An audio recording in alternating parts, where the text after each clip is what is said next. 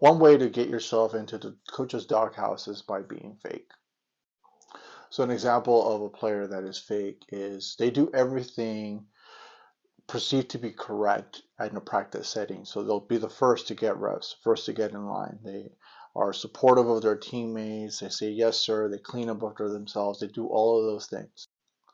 But the only time that they work on their game is in a practice setting with other people. They never do anything on their own. Over time, that methodology is not going to create enough reps for that player to grow, so they're going to stagnate and their playing time is going to drop or it's going to stop altogether. And this creates frustration both on the player's end and on the coach's end because from the coach's perspective, you see that on practice they appear to be doing everything that is correct, but their play is not improving and they are making the same mistakes over and over again. And from the player's perspective, they're not getting any time. So when they go home, what they say is that they do X, Y, and Z. They're the first to get in line. They're the first to get the reps. They cheer their teammates on. They're doing all of the things that are needed to do in order to get playing time. This will create parent emails and parent meetings with the player as to why they're not getting any playing time. And this is the point where the coach has lost all confidence in that player. There's no trust, but also they have no more patience for that player. And this has happened because it has become clear to the coach that the player is not doing anything on their own and they're not progressing. And so everything that they're doing in practice is for show, but there is nothing behind that performance.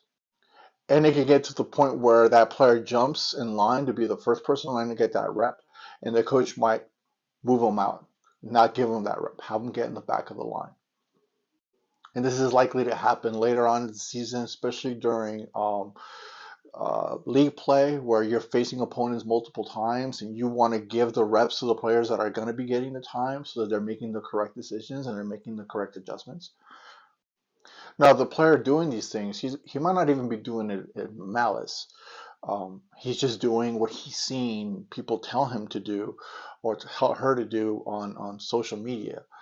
Um, but from the coach's perspective, this could be seen as just not being sincere in terms of how much you actually care about your team, about the coaches, and about your actual playing time. And it might come across as you having a sense of entitlement. This might also arise because instead of going home and having a workout regimen and having a process to hold yourself accountable, all you do is just play pickup ball, and you're not working on the things that needed to be worked on for your game to improve. So you as a player, you feel like you're doing the right things, even though you're not. And so the reason why I called it being fake is because as a player, you're not being honest with yourself.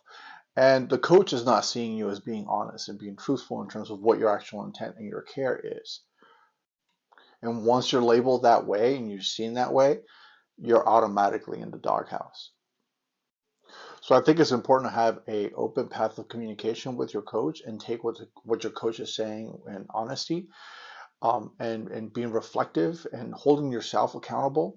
Oftentimes, this situations happen because the player doesn't want to see what the coach is saying, and they are getting feedback at home that this is a political decision and this is being made because the coach is being narrow-minded or being blinded by certain elements. And in a sense, what you're doing as a player is you're faking it with the intent of making it, but you're never going to make it because you're never doing anything on your own that is productive and that is going to develop your skill level and make you a much better player. If you're only doing it during the team practice and then at home, all you're doing is just playing pickleball or just shooting around mindlessly.